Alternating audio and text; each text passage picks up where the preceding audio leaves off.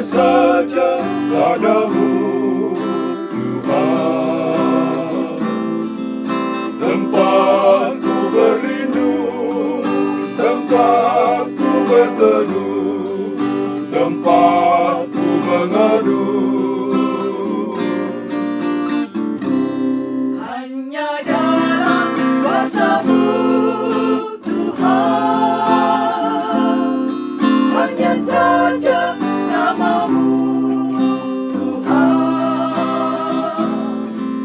tempatku memohon, tempatku meminta, tempatku berdoa. Terima kasih Tuhan, terima kasih Bapa, dalam lindungan-Mu Engkau pelihara kami dengan kasih sayang.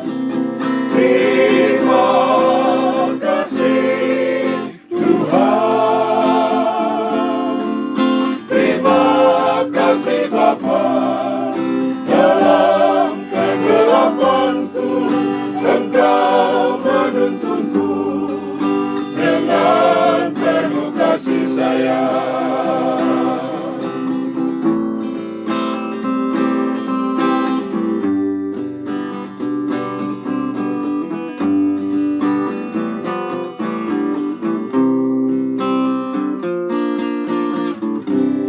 Hanya dalam kuasa-Mu Tuhan,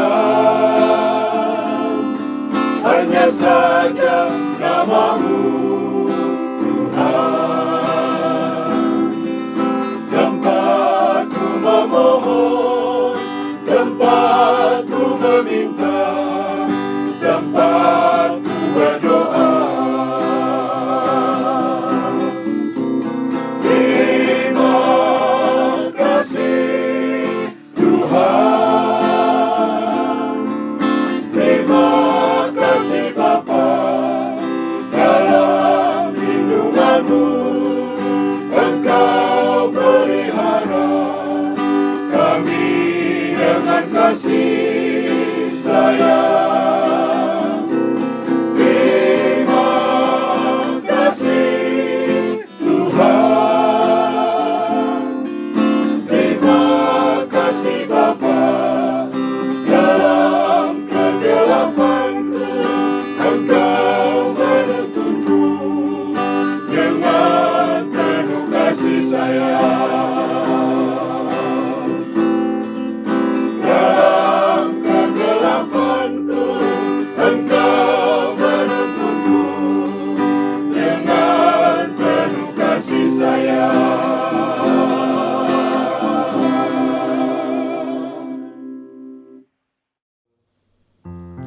Shalom jemaat, saya mau menyapa Bapak, Ibu, saudara-saudari terkasih, kakak-kakak dan adik-adik, oma serta opa yang berada di tempat masing-masing. Sungguh bersuka cita hari ini kita dapat berjumpa kembali. Kita mau beribadah bersama-sama, kita mau memuji Tuhan kita bersama-sama, karena Tuhan sudah begitu baik dalam kehidupan kita. Dia memberikan kita sukacita yang baru setiap harinya, saudara. Mari kita bersama-sama memujikan Bila Kulihat Bintang Gemerlapan.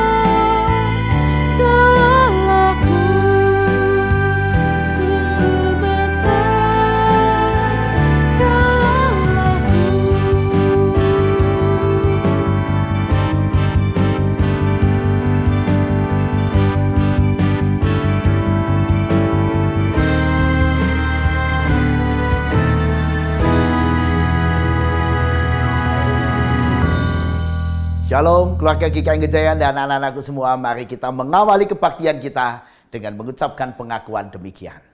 Pertolongan kita adalah di dalam nama Tuhan yang menjadikan langit dan bumi, yang kasih setianya tetap untuk selama-lamanya, yang memelihara umat manusia di tengah pergumulan dan goncangan kehidupan.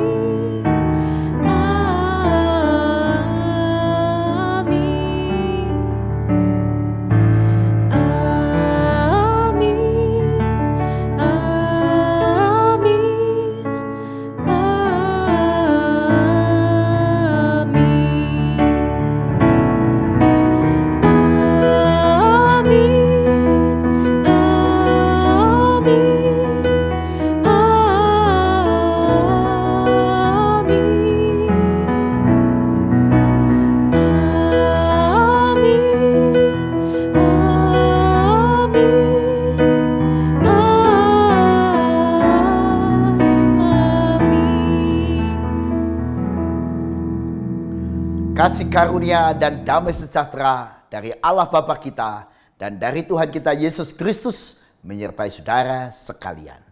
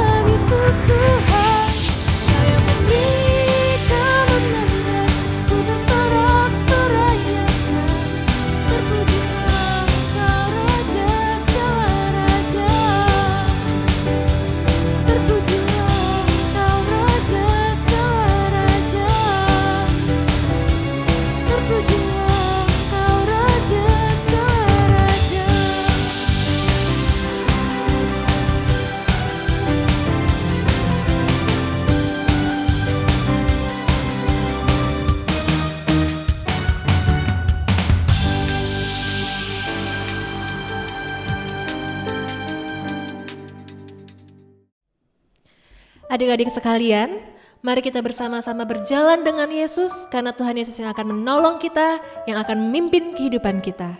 Jalan serta Yesus.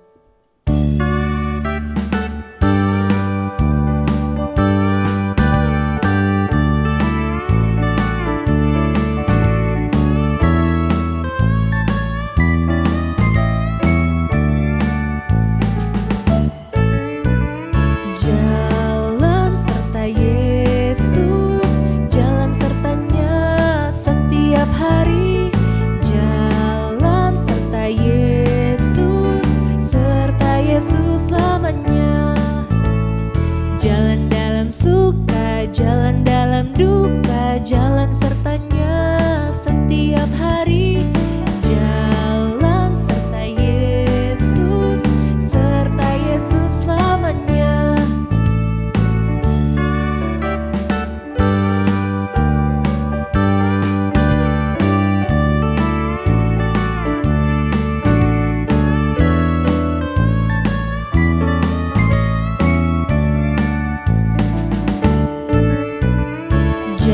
Jalan serta Yesus, jalan sertanya setiap hari.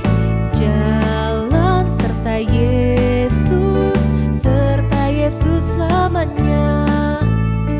Jalan dalam suka, jalan dalam duka, jalan sertanya setiap hari. Jalan serta Yesus, serta Yesus selamanya.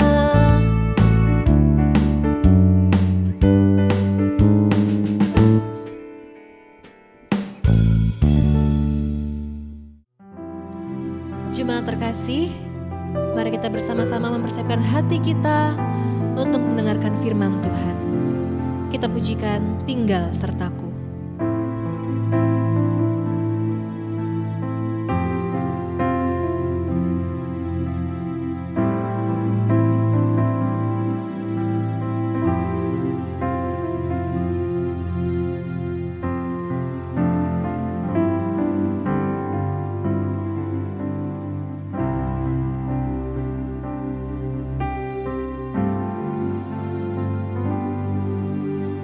Tinggal sertaku, hari telah senja, gelap makin turun, Tuhan tinggallah. Lain pertolongan tiada ku temu, Maha Penolong tinggal sertaku.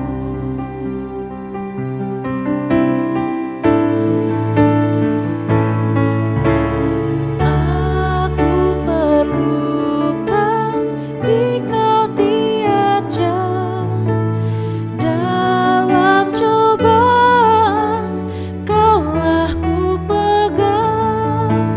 Siapa penuntun yang setaramu, siang dan malam tinggal sertaku.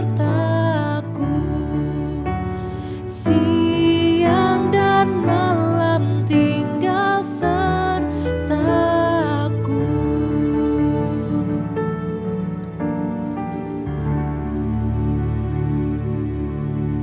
Mari anak-anakku semua dan keluarga GKI Gejayan, kita akan berdoa sebelum membaca dan merenungkan sabda Tuhan.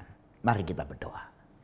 Ya Tuhan, kami bersyukur boleh dipersekutukan melalui ibadah ini, tapi kami juga ingin memohon pengampunan yang dari Tuhan atas segala dosa dan kesalahan kami, supaya oleh pengampunan dari Tuhan kami dilayakkan boleh mengikuti ibadah yang kudus ini. Dan berkatilah kami sekalian dan tolonglah kami supaya dimampukan mengerti apa yang hendak kami baca dan renungkan, supaya hidup kami terus sesuai dengan firman yang Tuhan ingin untuk kami lakukan dalam hidup sehari-hari. Di dalam nama Yesus kami berdoa dan memohon. Amin. Injil Yohanes pasal 2 ayat 13 sampai dengan 22. Injil Yohanes pasal 2 ayat 13 sampai dengan 22. Ketika hari raya Paskah orang Yahudi sudah dekat, Yesus berangkat ke Yerusalem. Dalam bait suci, didapatinya pedagang-pedagang lembu, kambing-kambing domba dan merpati, dan penukar-penukar uang duduk di situ. Ia membuat cambuk dari tali, lalu mengusir mereka semua dari bait suci dengan semua kambing domba dan lembu mereka. Uang penukar-penukar dihamburkannya ke tanah, dan meja-meja mereka dibalikannya. Kepada pedagang-pedagang merpati, ia berkata, "Ambil semuanya ini dari sini. Jangan kamu membuat rumah Bapakku menjadi tempat berjualan."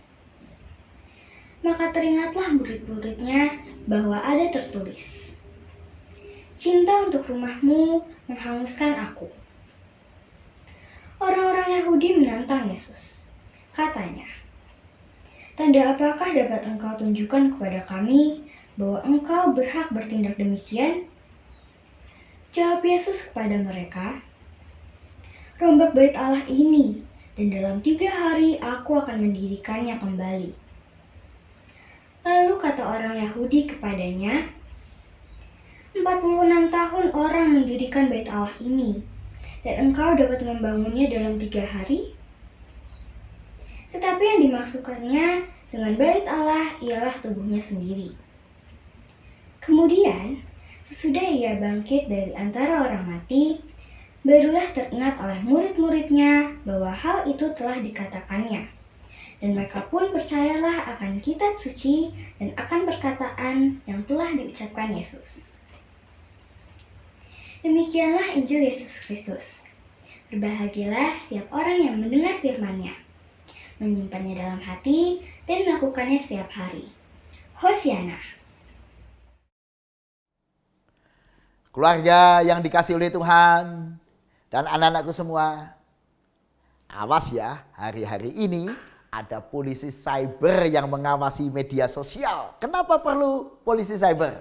Karena memang media sosial yang semula tujuannya baik untuk membangun silaturahmi, bisa berkomunikasi satu sama lain, bisa dimanfaatkan oleh orang-orang tertentu untuk tujuan yang jahat, bahkan yang tidak baik.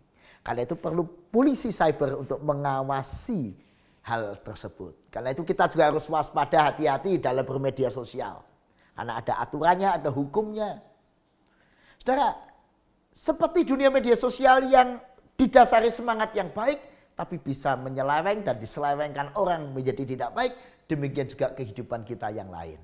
Termasuk kehidupan bait Allah pada zaman Yesus. Di dalam Yohanes 2 ayat 13-22, kita melihat ada sesuatu yang nilainya tadinya baik, semangat yang tadinya baik, bisa nyeleweng dan diselewengkan menjadi tidak baik. Contoh, semangat yang baik untuk menolong para jemaat yang pergi ke bait Allah, terutama tamu-tamu jemaat yang dari luar kota atau luar negeri yang ingin beribadah di bait Allah Yerusalem.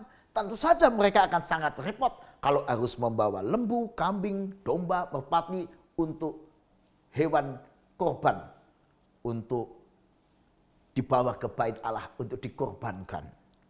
Nah, tentu saja itu sesuatu yang gak mudah, apalagi dari luar negeri, membawa hewan lembu sampai ke bait Allah di Yerusalem yang padahal perjalanannya itu menanjak. Wah. Jadi kalau ada yang menyediakan, wah itu sungguh sebuah pertolongan yang baik, memperlancar ibadah mereka.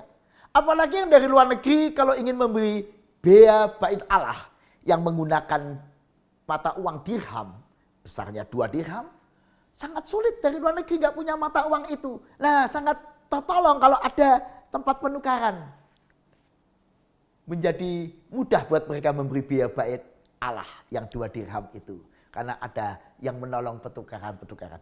Mungkin diawali dengan semangat yang baik, maka ada yang menyediakan hewan kurban, menyediakan penukaran uang, diawali nilai yang luhur, tujuan dan motivasi yang baik, semangat mengasihi supaya ibadah kepada Tuhan lancar, supaya sesama yang mau beribadah tidak terhalang, lebih mudah, lebih ringan, demi mengasihi sesama, awal yang baik.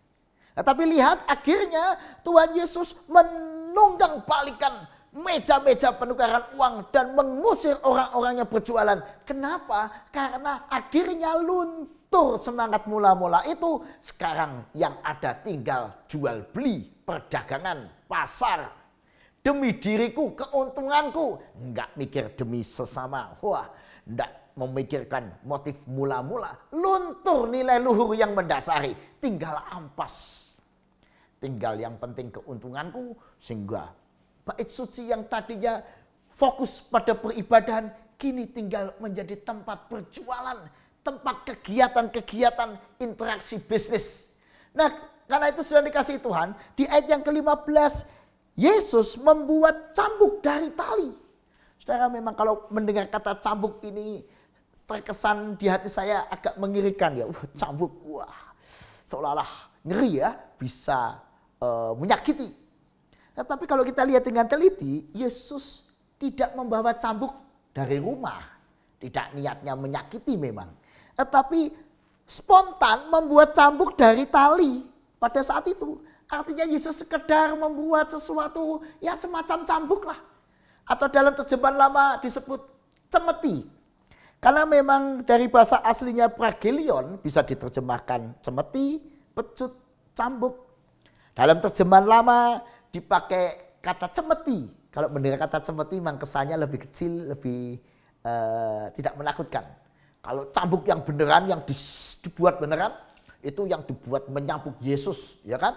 Dihajar dengan cambuk sampai berdarah-darah. Tapi Yesus cuma membuat semacam cemeti, sekedar menakut-nakuti dan memang tidak untuk menghajar orang.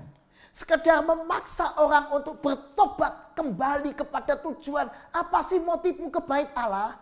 Apa sih motifmu berjualan di sini? Apa motifnya? Ayo kembali kepada motivasi dan semangat mula-mula. Yang menempatkan Tuhan dan kekudusan menjadi utama. Sudah dikasih Tuhan dari 2 loh batu. Lalu menjadi 2 loh batu itu ditempatkan di tabut perjanjian. Lalu ditempatkan di kemah suci, terjadi perkembangan. Niatnya baik. Tapi kemah suci itu lalu berubah menjadi gedung-gedung. Dan menjadi bait Allah di Yerusalem. Sebuah gedung yang megah. Niatnya juga baik. Tapi kalau niat yang baik tidak dijaga, lama-lama bisa jadi pasar. Ya, jadi pasar. Menjadi tempat perdagangan. Nggak beda dengan pasar-pasar di luar bait Allah. Dan karena itu tahun 70 Masehi Tuhan izinkan bait Allah Yerusalem hancur. Hancur lebur. Oleh Jenderal Titus dihancurkan. Tapi jauh sebelum Yerusalem hancur, para nabi sudah mengatakan bahwa Yerusalem akan hancur. Kenapa? Untuk orang-orang kembali beribadah pada motivasi yang semula. Yaitu fokus pada Tuhan dan kepada sesama. Fokus untuk mencintai Tuhan. Dimurnikan semangatnya. Menyembah Tuhan yang benar adalah dalam roh, dalam kebenaran. Bukan sekedar ritus-ritus ibadah-ibadah. Seperti pada waktu itu bait Allah sudah menjadi sekedar ritus-ritus. Dan karena itu perlu dimurnikan. Dan Yesus mengambil posisi. Memurnikan bait Allah melalui tindakannya yang sangat luar biasa, ya, membuat cambuk dari tali, mengusir pedagang-pedagang, menunggang balikan meja-meja, menghamburkannya supaya orang bertobat kembali kepada tujuan mula-mula. Untuk apa ke bait Allah? Mau apa di bait Allah? Kembali pada niat yang suci. Sudah dikasih Tuhan, gereja juga harus waspada. Dulu gereja dibangun di atas suasana keluarga, maka disebut gereja keluarga atau gereja rumah-rumah menyenangkan. Waduh, guyup keluarga-keluarga di rumah-rumah begitu spontan, dinamis, menyenangkan, tidak ada liturgi yang ribet. Tapi kemudian gereja berkembang juga menjadi gereja di dalam rumah ibadah di gedung-gedung. Tapi sudah dikasih Tuhan, gereja yang demikian menjadi lebih formal seperti gereja kita. Di gedung-gedung. Tapi hati-hati saudara, kalau semangat baik dan niat baik itu tidak dijaga, gereja sekedar menjadi ritus-ritus kegiatan, menjadi tempat-tempat kumpul-kumpul, menjadi tempat ya kumpul-kumpul kegiatan, rapat. Kita bisa terjebak pada kegiatan, bukan pada apa yang menjadi motif semula gereja. Karena itu sudah dikasih Tuhan, memang Tuhan kadang mengizinkan cambuk-cambuk atau semacam cambuk-cambuk dalam kehidupan gereja dan dalam kehidupan kita untuk mengajak kita bertobat dan kembali kepada tujuan. Kadang-kadang gereja memang perlu dicambuk untuk kembali pada nilai-nilai luhur, kembali pada motivasi dan tujuan kasih yang semula, supaya gereja betul-betul memang hanya demi Tuhan dan demi mengasihi sesama. Menjadi gereja yang tetap dinamis, aktif, happy, menyenangkan dan menarik semua orang. Tuhan seringkali mengizinkan banyak peristiwa untuk mencambuk gereja bertobat. Karena itu menurut pendeta Yoas yang mengutip Gui Chunjun dan Billy Stickle mengatakan ada 4 generasi gereja. Gereja generasi 1, generasi 2, generasi 3, dan generasi 4. Ini mirip kayak konsep perkembangan teknologi informasi yang sekarang menuju ke teknologi informasi 4.0. Nah, gereja juga generasi menurut Gui Chunjun dan Billy Stickle, generasi 1 gereja perdana. Ketika Pentakosta itu membuat persekutuan-persekutuan keluarga-keluarga orang percaya menjadi hidup, menjadi gereja perdana. Tapi suasana menjadi berubah pada generasi kedua, yaitu gereja menjadi gereja negara ketika pemerintahan Romawi meresmikan gereja sebagai agama negara. Bahkan kaisar dan para pejabat menjadi percaya. Wah, suasana gereja berubah. Tempatnya sekarang tidak di rumah-rumah tapi di gedung-gedung yang megah. Para pejabat orang penting datang, suasananya berubah, liturginya menjadi berubah. Wah, semangatnya juga ada suasana yang berbeda. Menjadi lebih struktural, menjadi lebih memperhatikan pernak-pernik kecil-kecil. Yang dulu di dalam gereja keluarga menjadi sangat spontan, dinamis. Kini segala sesuatu diatur. Dan ada kepemimpinan yang struktural. Gereja generasi ketiga, ketika reformasi terjadi, protestantisme itu mulai mengubah semangat gereja untuk kembali kepada Alkitab, back to the Bible, ya. Sola fide, sola scriptura, sola gratia. Maka kemudian dampaknya menjadi gereja makin banyak denominasi gereja. Dan di Indonesia saja kita lihat banyak denominasi gereja, mungkin ratusan denominasi gereja. Apalagi kalau ngomong nama gereja, wah aneh-aneh, macam-macam. Wah, masing-masing ingin memiliki nama yang terbaik untuk gerejanya. Tetapi gereja generasi keempat yang dipicu dengan pandemi tahun yang lalu, tahun 2020, pandemi memaksa gereja beribadah secara online, ibadah secara digital. Dan menurut Gui Chunjun, ini adalah tanda-tanda gereja generasi 4, gereja menuju era gereja digital. Gereja tanpa tembok, tanpa batas. Sekarang gereja melayani nggak cuma umat yang datang, umat yang tidak datang dimanapun, masyarakat sekelilingnya, bahkan interdenominasi. Kita nggak lagi lihat anggota gerejaku atau aku ibadah di gerejaku yang sama dengan dulu sebelum pandemi, tapi aku ingin melihat gereja-gereja, ibadah di gereja-gereja macam-macam yang ada di media sosial. Artinya gereja digital menjadi gereja tanpa batas dan bisa jadi menjadi gereja yang interdenominasi. Kalau ini menurut saya, bukan menurut Gui Chunjun yang terakhir. Nah, karena itu menurut saya kita juga harus hati-hati. Kalau kita diizinkan Tuhan mengalami pandemi ini, jangan-jangan pandemi ini semacam cambuk yang Tuhan izinkan untuk menyadarkan gereja untuk kembali kepada misi kerajaan Allah. Bukan terlena dengan kebiasaan yang setelanjur nyaman di gereja. Sudah nyaman sebelum pandemi, kita sibuk dengan rapat-rapat, kegiatan ini itu, Natal, Paskah, kegiatan gereja, rutin, melelahkan. Dan pandemi itu membuat kita sadar supaya tidak sibuk ke dalam, tapi misi kerajaan Allah. Membawa kasih, damai, kesejahteraan, pelayanan, garam akan firman Tuhan itu menjangkau dunia tanpa batas. Karena itu menurut saya paling tidak ada dua yang harus kita lakukan sebagai gereja. Dan ini sekaligus hadiah ulang tahun buat GKI Gejayan yang ulang tahun tanggal 3 Maret. Dan ini ulang tahun ke-21.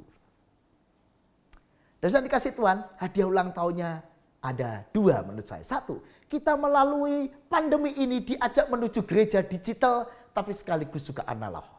Atau disebut digital atau hybrid church.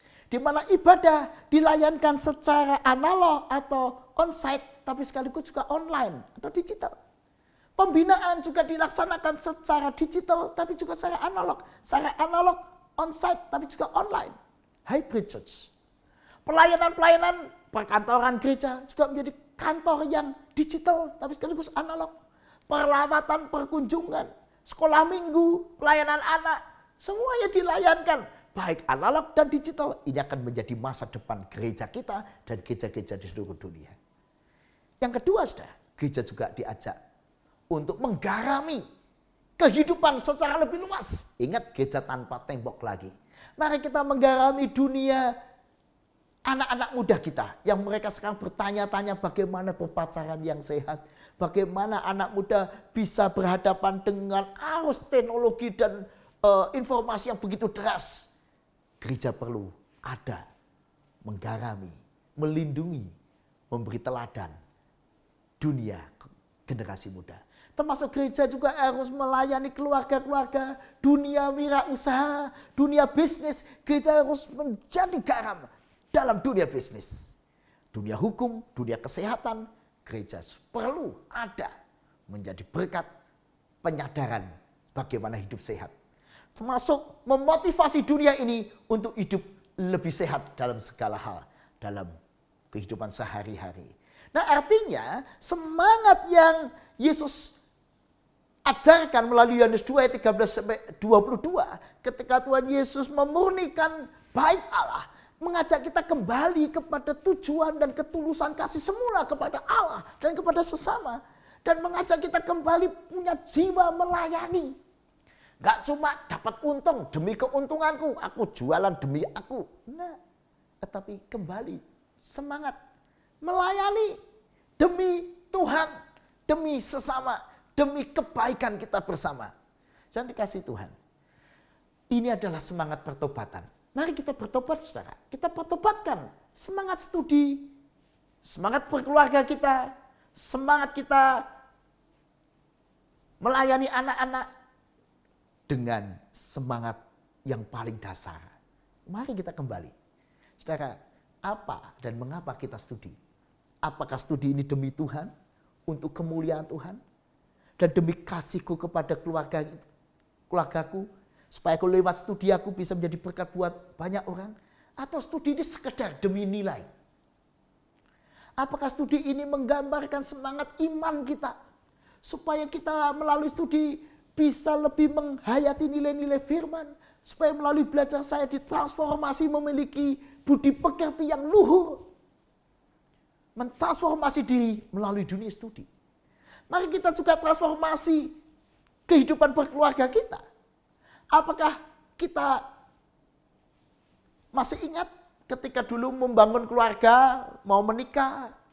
Waduh, semangat kita menggebu-gebu, saya berkeluarga, saya ingin membahagiakan engkau. Saya ingin membuat keluarga yang memuliakan Tuhan, keluarga yang melayani Tuhan. Kalau nanti saya berkeluarga, saya akan sungguh-sungguh membuat keindahan, kebersamaan, harmoni, keluarga yang harmonis. Pertanyaannya hari ini, apa yang terjadi dalam kehidupan keluarga kita? Apakah kita masih pada tujuan dan ketulusan kasih semula, jiwa melayani? Atau dalam kehidupan keluarga sekarang yang ada adalah ketegangan, yang adalah ketidaksukacitaan. Apakah dalam kehidupan keluarga kita masih happy seperti dulu? Kalau tidak, saudara, mari kita transformasi kehidupan keluarga kita. Kita adakan pertobatan pribadi. Kembali kepada semangat semula, kasih semula kepada Tuhan, kepada pasangan kita. Dulu orang bekerja, wah saya bekerja tujuannya apa? Saya ingin melayani keluargaku. Demi anak-anakku aku bekerja.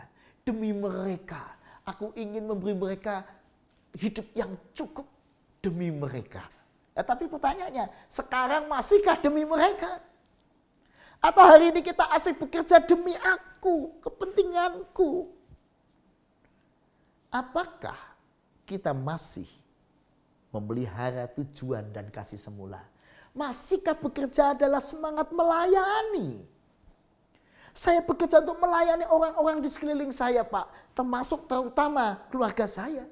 Supaya mereka mendapatkan kehidupan dan kesejahteraan yang lebih baik.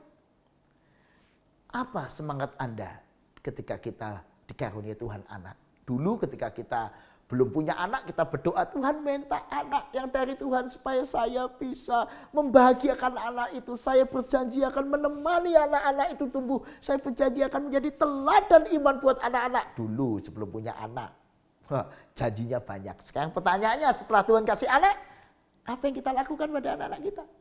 Masihkah kita memiliki ketulusan melayani kasih semula? Apa yang kita lakukan ketika kita ke gereja? Apakah kita masih tulus seperti harapan Tuhan? Aku Pak ke gereja saya ingin menjadi berkat bagi jemaat. Saya ingin mempersembahkan persembahan yang terbaik. Pertanyaan saya, apakah kita hari ini masih ada di tujuan dan ketulusan yang semula? Dan dikasih Tuhan, ketika Yesus menjungkir balikan meja-meja orang perjualan, meja-meja penukar uang, Yesus mengajak kita sebenarnya, ayo jungkir balikkan budaya buruk yang ada di dalam hidupmu, yang terlanjur membelenggu, merusak kekudusan hubungan dengan Tuhan, merusak peribadahan, merusak dasar mula-mula untuk kemuliaan Tuhan. Beranikah saudara dan saya menjungkir balikan budaya buruk yang membelenggu diri kita? Mungkin Tuhan ingin menjungkir balikan budaya buruk kita di dalam studi, karakter, kehidupan keluarga, kehidupan bisnis, dan sebagainya. Ketika pandemi ini Tuhan izinkan terjadi, biarlah ini menjadi refleksi kita, pribadi demi pribadi. Saya ingin menjadikan kesempatan ini kesempatan perubahan, transformasi dalam diri kita. Sama dengan gereja kita. Mari kita jadikan pandemi ini menjadi semangat perubahan dalam gereja kita. Supaya kita tidak hanya terjebak menjadi gereja masa lalu, generasi 3, tadi menjadi gereja generasi 4 yang tanpa batas. Gereja yang melayani lebih luas, lebih holistik. Jadikan gereja kita tubuh Kristus yang melayani dunia. Bukan cuma melayani sekelompok orang dalam lingkup tembok-tembok. Bukan cuma tempat kegiatan dan kesibukan. Tapi gereja yang aktual, yang membumi, yang menjadi berkat buat dunia. Dan mari jadikan diri kita juga transformasi diri. Jadikan diri kita suami yang terbaik buat pasangan kita.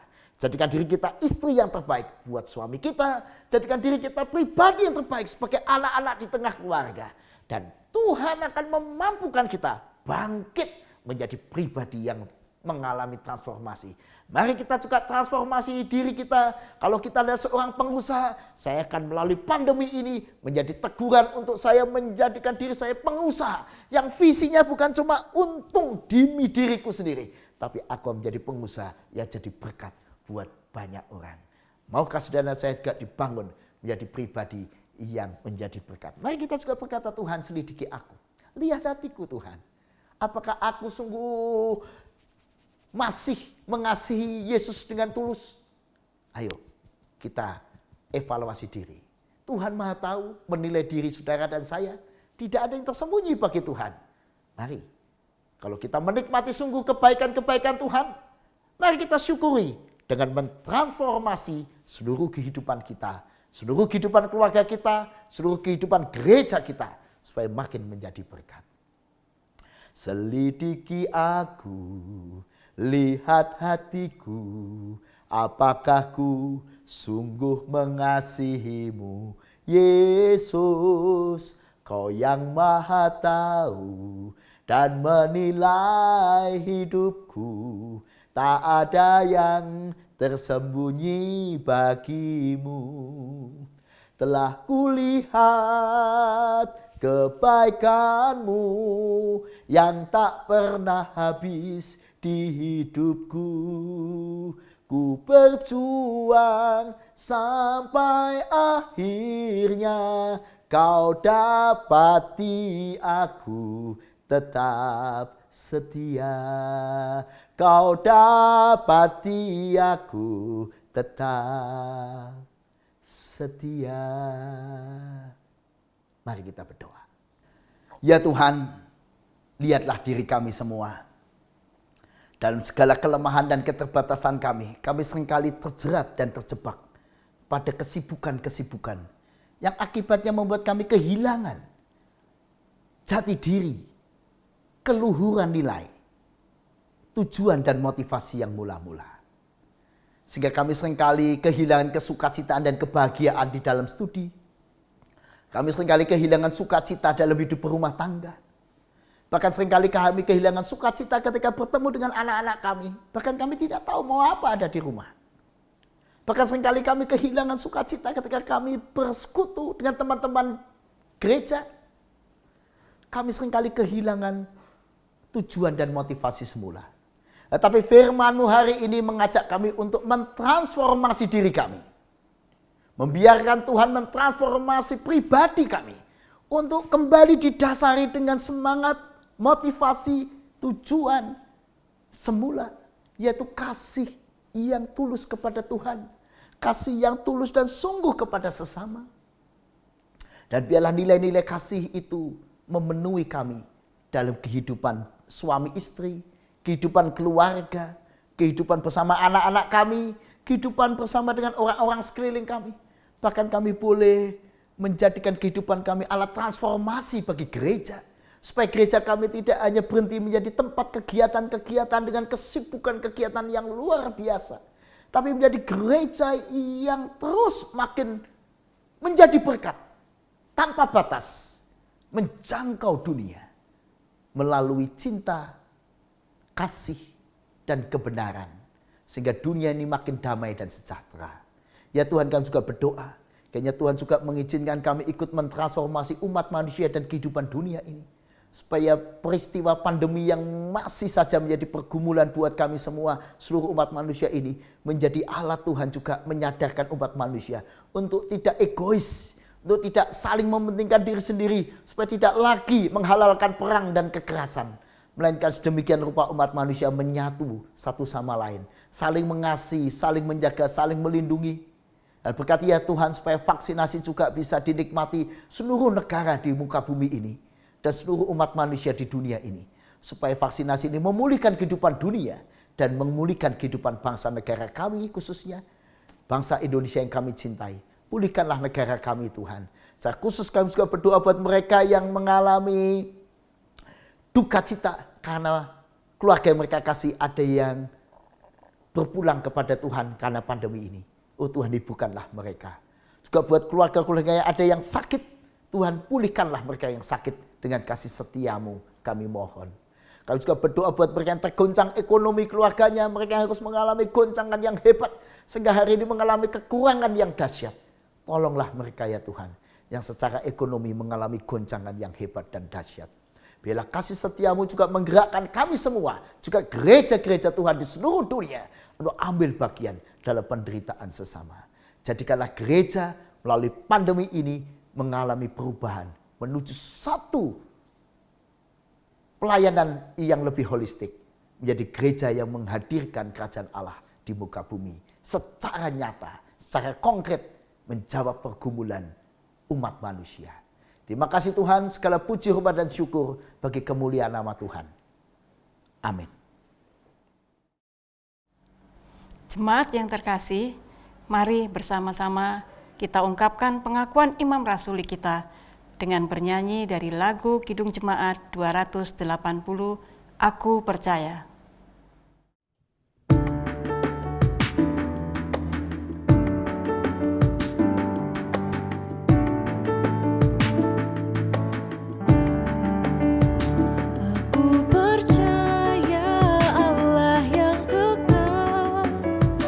yang oleh sabda kita kenal. Bapa pencipta alam semesta yang mengasihi manusia. Aku percaya Putra Tunggalnya yang disalibkan di Golgota, yang dari kubur bangkit dan menang, naik ke sorga dalam terang. Aku percaya pada Roh Kudus yang mendiami kita terus. Aku percaya gereja yang esa, ku jadi suci di dalamnya.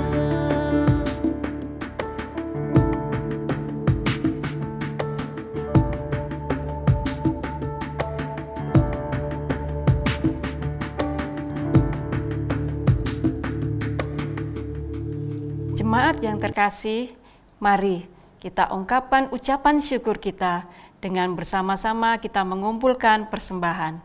Adapun ayat yang mendasari persembahan diambil dari Roma 12 ayat yang pertama. Karena itu saudara-saudara, demi kemurahan Allah, aku menasihatin kamu supaya kamu mempersembahkan tubuhmu sebagai persembahan yang hidup, yang kudus, dan yang berkenan kepada Allah. Itu adalah ibadahmu yang sejati. Mari kita persembahkan yang terbaik bagi kemuliaan Tuhan.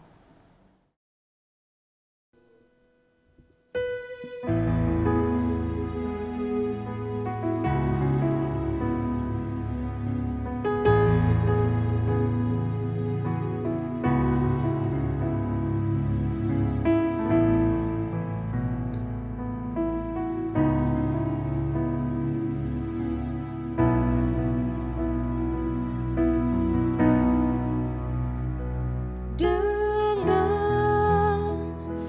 hati bersyukur pada Bapa yang kudus, syukur karena diberikan putranya Yesus.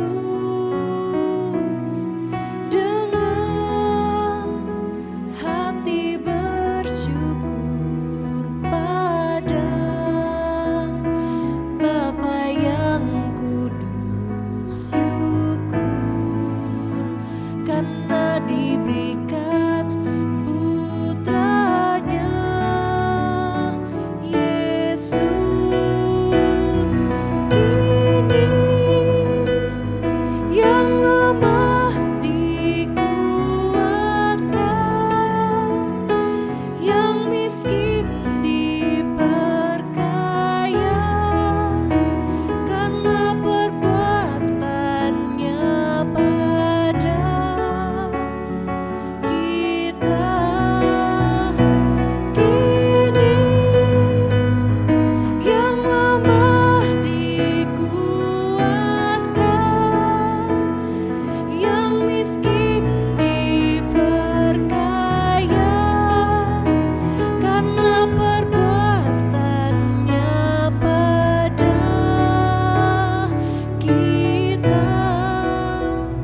Syukur.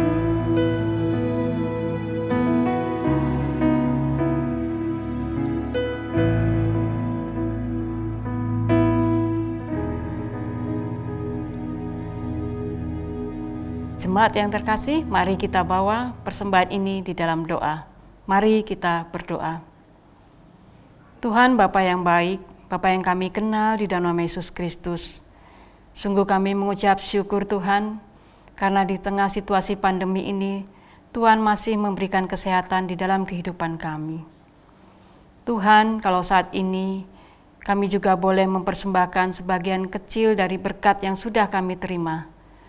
Biarlah Tuhan persembahan ini kiranya Engkau berkati, Engkau sucikan, agar persembahan ini boleh layak di hadapan-Mu.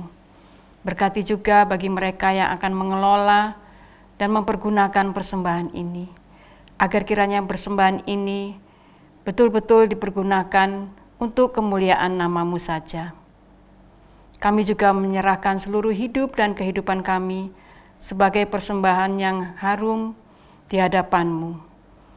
Biarlah Tuhan, kiranya Tuhan juga senantiasa memberkati setiap tangan-tangan yang sudah memberikan. Inilah Tuhan doa kami.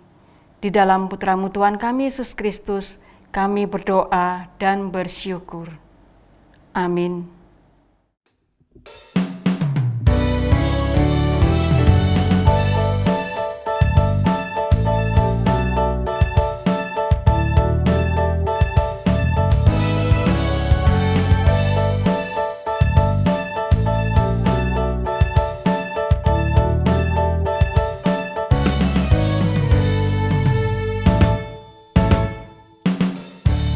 Ucaplah dan lihatlah betapa baiknya Tuhan itu. Rasakan dan nikmati kasih setia Tuhan. Ucaplah dan lihatlah betapa baiknya Tuhan itu. Rasakan dan nikmati kasih setia Tuhan. Syukur bagimu Tuhan, segala hormat bagimu Tuhan, Allah yang mengasihiku, Allah yang memeliharaku selamanya. Bagimu Tuhan, segala hormat bagimu Tuhan, Allah yang mengasihiku, Allah yang memeliharaku selamanya.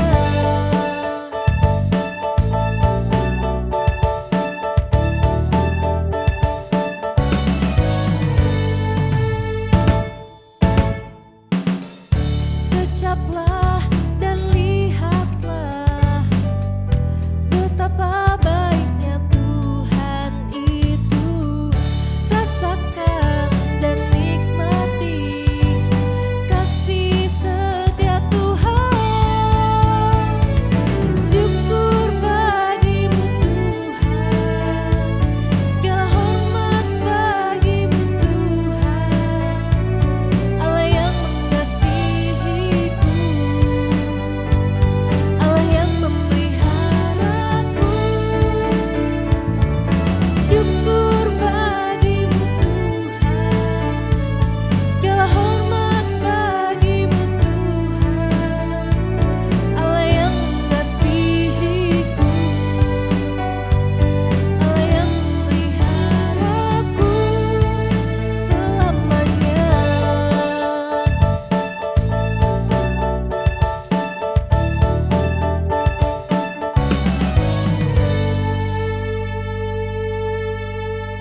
Jemaat kasih Tuhan, mari kita transformasi diri kita, keluarga kita, gereja kita, bahkan bangsa, negara, dan dunia kita. Kita transformasi dengan cinta kasih dan damai Tuhan. Supaya dunia makin bersukacita di dalam terang dan kasih Tuhan. Dan terimalah berkat Tuhan mengiringi kehidupan saudara. Tuhan memberkati engkau dan melindungi engkau. Tuhan menyinari engkau dengan wajah-Nya dan memberi engkau kasih karunia. Tuhan menghadapkan wajah-Nya kepadamu dan memberi engkau damai sejahtera. Amin.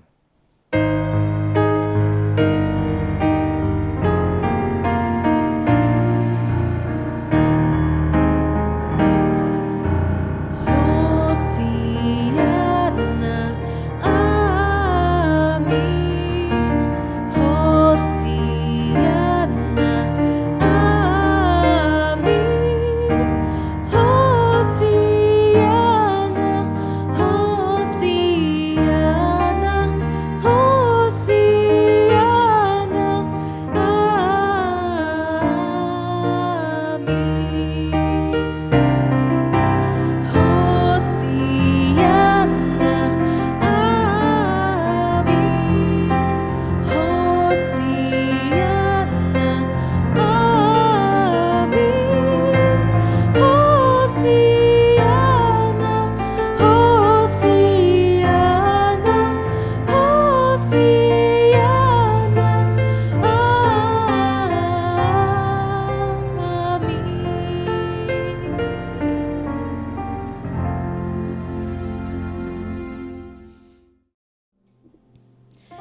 Jemaat terkasih, mari kita melanjutkan ibadah kita dalam kehidupan keseharian kita. Tuhan Yesus memberkati.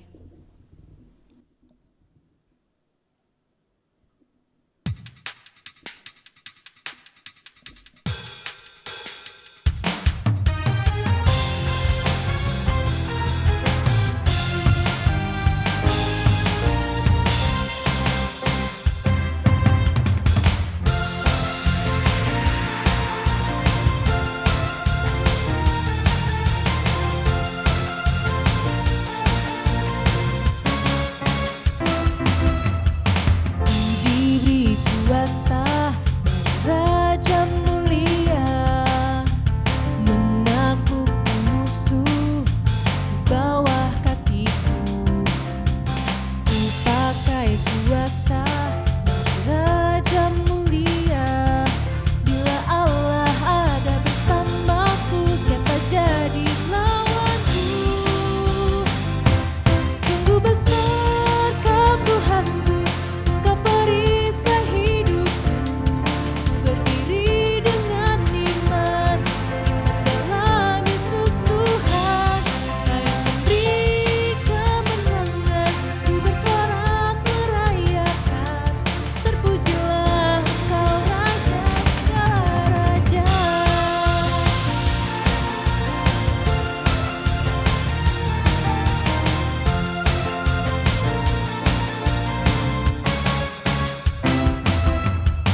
Diberi kuasa Raja mulia menaklukkan musuh di bawah kakiku. Ku pakai kuasa Raja mulia.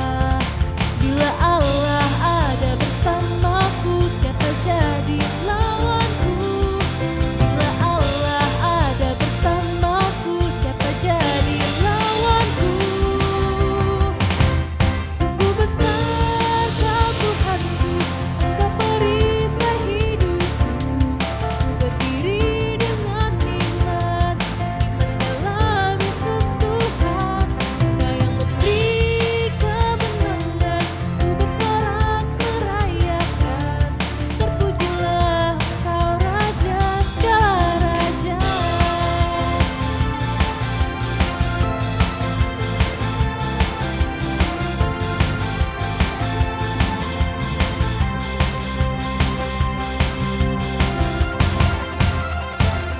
Sungguh besar Kau Tuhanku, Engkau perisai hidupku. Ku berdiri dengan iman dalam Yesus Tuhan. Kau yang memberi kemenangan, ku bersorak merayakan. Terpujilah Kau Raja segala raja. Sungguh besar Kau Tuhanku, Engkau perisai hidupku. Ku berdiri dengan iman dalam Yesus Tuhan. Kau yang memberi kemenangan, ku bersorak merayakan. Terpujilah Kau Raja segala raja. Terpujilah